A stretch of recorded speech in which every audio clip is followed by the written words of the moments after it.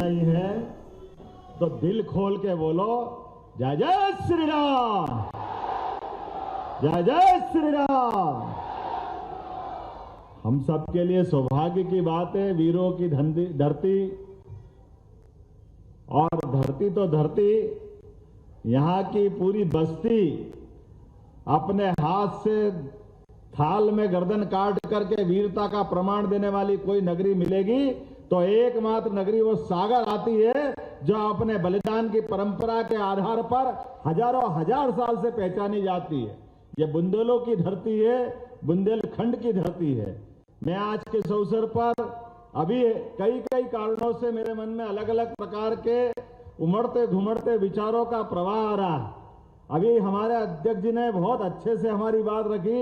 हमारे भारतीय जनता पार्टी के यशस्वी अध्यक्ष, इस संभाग के माननीय सांसद माननीय विष्णुदत्त शर्मा, वंदन करता हूं। इस मंच पर ही आप जरा अभिनंदन करता हूं तो मेरा साथ भी तो दीजिए ना। अब आप तो साथ नहीं दे रहे हो तो आधा आधा लग रहा है।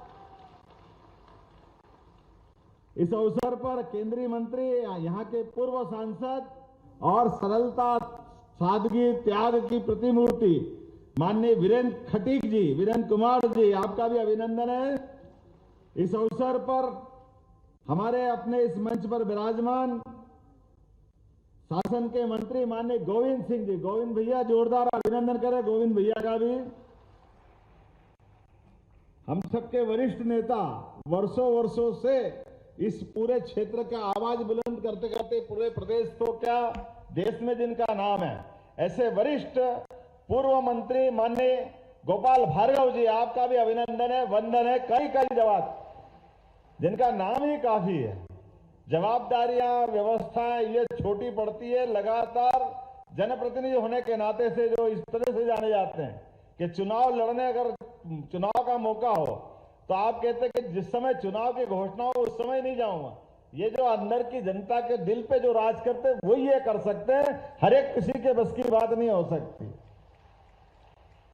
इस अवसर पर माननीय सांसद राज बहादुर जी, उनका भी अभिनंदन करता हूं। राज बहादुर जी का, हमारे अपने वरिष्ठ नेता, पूर्व मंत्री, पूर्व सांसद और वर्तमान विधायक माननीय भूपेंद्र सिंह जी, उनका भी अभिनंदन है।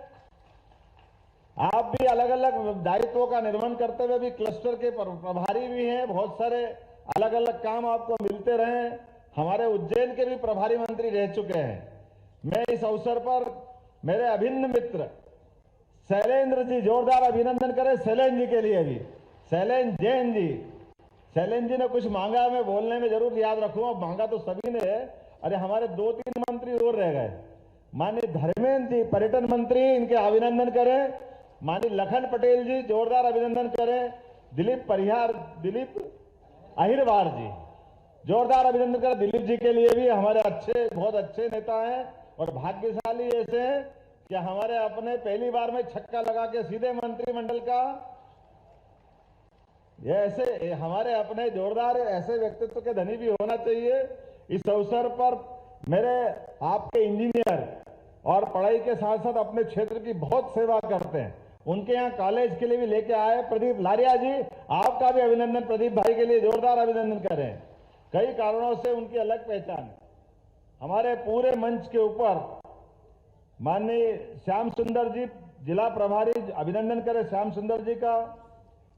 जरा ताली वाली तो बजाओ, मजे ही नहीं आ रहा। मैं बोले जा रहा हूं, अब आप नाम बोलते जाओ और आप बोलते जाना। गौरव सिरोटिया जी, राजेंद्र सिंह जी, गोकलपुर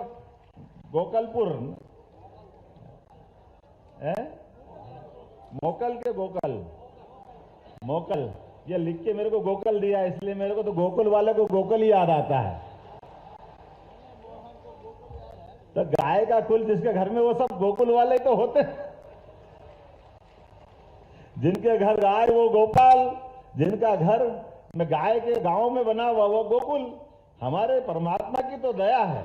समूचा भरा पूरा मंच एक बार अभिनंदन कर दो, फिर अगली बार गलती हो जाएगी। नहीं तो ये नाम अपने लिखने वाले गलती करे और मेरे मुंह से निकले, वो थोड़ा ऐसा लगता है कि गलत हो रहा है।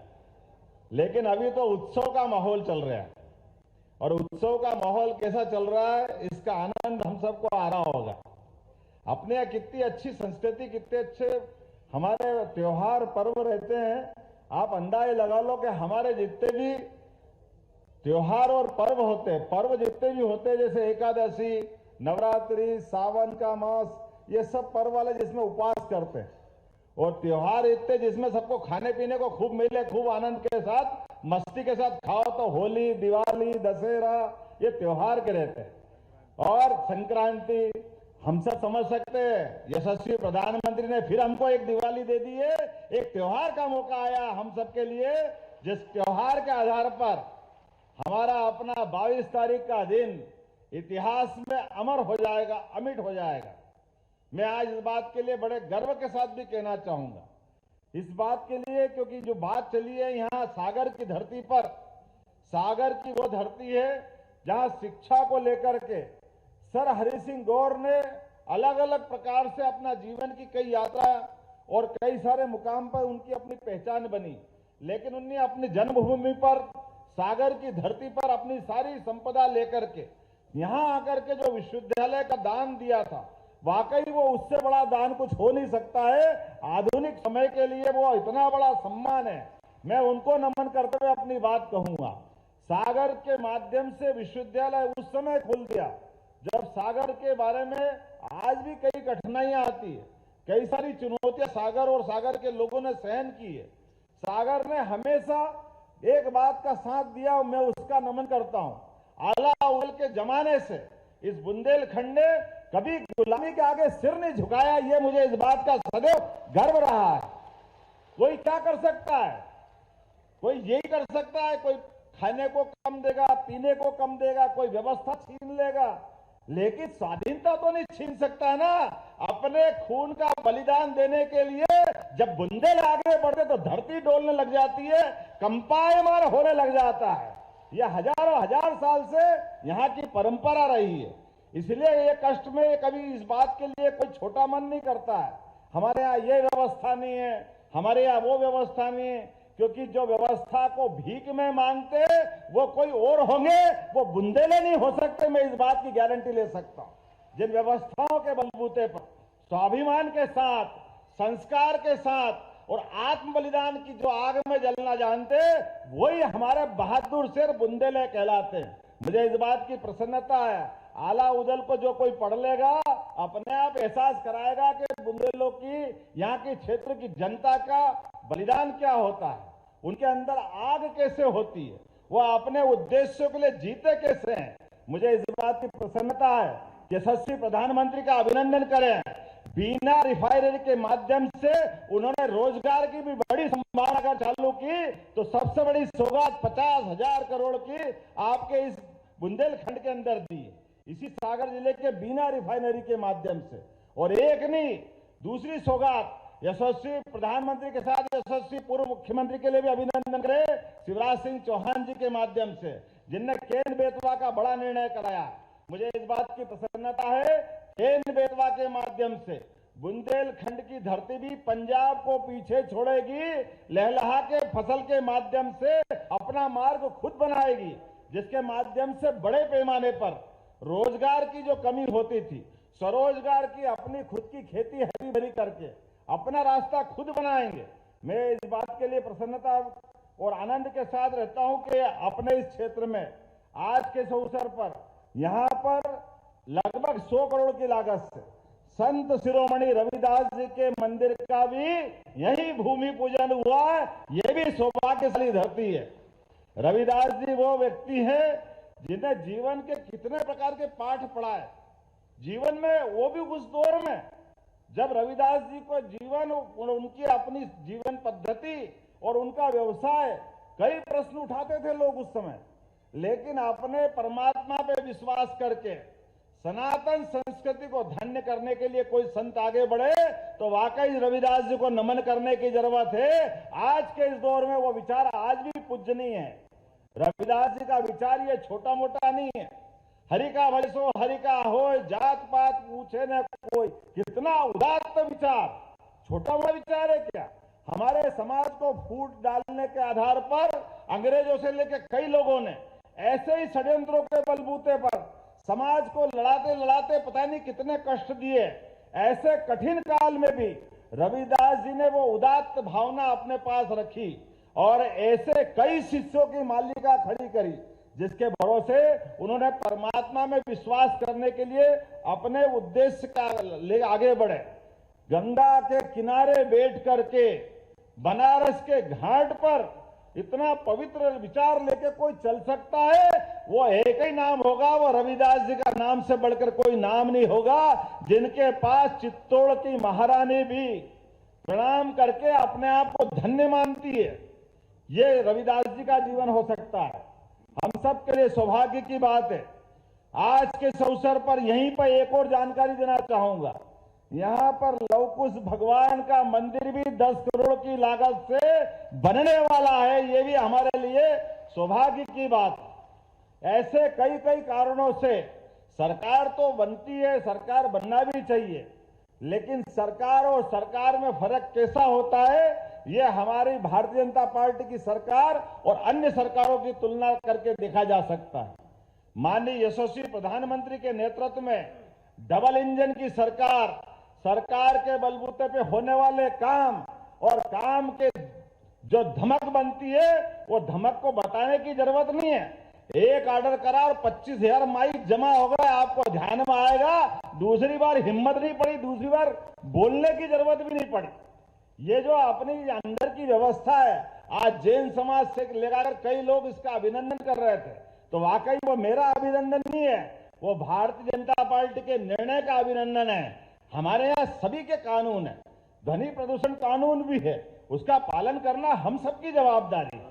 हम इस देश के अंदर सभी धर्मों को लेकर चलना जानते हैं, सभी धर्मों का सम्मान करते हैं, लेकिन मेरे कारण से आप परेशान हो, इस बात को कोई सरकार परेशान होने के लिए या सरकार उसको रोकना चाहती है। मैं आज के इस अवसर पर एक तो आपने जो मांग रखी, शैलेंद्र भाई, हमारे गोविंद भैया, बीडी जी, सबने कहा है कि यहाँ पर स्टेट यूनिवर्सिटी की जरूरत है, तो हमने कहा इसी साल जून से यहाँ विश्वविद्यालय की स्थापना करने की घोषणा करते हैं।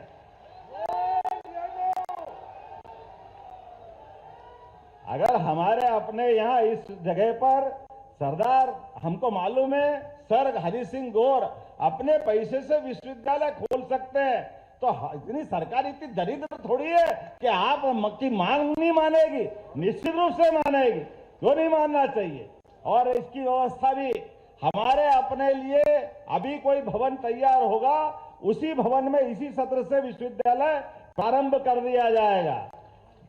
इसके साथ साथ उद्योग के लिए भी बहुत जल्दी बुंदेलखंड पैकेज लेकर के इसी संभाग के अंदर उद्योग की बड़ी बैठक करके बड़े पैमाने पर उद्योगों की भी मालिका तलेगा, जिससे लोगों के आधार पर लोगों को रोजगार मिलेगा। इस आधार पर भी हमने निर्णय किया है कि बुंदेलखंड की धरती पे इस बात की भी आवश्यकता है। मुझे एक और बात आपने कही कि बुंदेलखंड में वो जो हमारी सड़कें खुद गई, और आपने कहा कि वो टाटा कंपनी का कोई पैकेज है। हमने कहा कोई कंपनी ने एग्रीमेंट किया है तो हम तो उससे जब तक पाई वसूल नहीं कर ले, ये सरकार चुप नहीं बैठेगी। 25 करोड़ रुपए उससे वसूल करके निश्चित रूप से आपके इस सागर के लिए जो सड़कों के लिए खुद ही उसको देने का एस्टीमेट बनाया। मेरे पास नगर परिषद का ये आ गया एस्टीमेट का पत्र, निश्चित रूप से बहुत जल्दी आपकी राशि आपको देंगे और उससे हम निश्चित रूप से राशि लेंगे। आज के इस अवसर पर वैसे तो बहुत सारी बातें थी, लेकिन समय कम पड़ गया। सबसे पहले तो मैं दोनों हाथ जोड़कर आपसे माफी चाहता हूं कि आने का समय जल्दी था लेकिन देरी से आया। लेकिन आने के बाद हमने अपनी एक नियम बनाया कि आने के क्रम में हमारे अपने प्रशासनिक लेवल पर जो हमारे लॉ एंड ऑर्डर की मीटिंग हो, प्रशासन के जरिए निर्माण कार्यों की बातें हो, उसकी भी मीटिंग होना चाहिए। इसलिए संभाग की वो बैठक भी हमको करना है। इसलिए मैं उम्मीद कर रहा हूं आप सबके माध्यम से, आप मेरी अपनी बात को यहीं समाप्त करूंगा, लेकिन आपसे संकल्प करवा रहा हूं। अपने हाथ खड़े करो और आप भी खुद खड़े हो जाओ और हम सब संकल्प करें परसों के लिए कि राम जी के उस गर्भगृह में प्रवेश के लिए नरेंद्र मोदी जी जब अयोध्या में बैठ करके परमात्मा के लिए वो अद्वितीय क्षण हमको उपलब्ध करा रहे हैं, तो हम अपने अपने स्थान पर जो जहां है भाग बैठ करके दिवाली मनाएंगे, आनंद में सम्मिलित होंगे। बोलो तैयार है? तो अपनी मुट्ठी बांधो और एक बार जय जय श्री राम, जय जय श्री राम।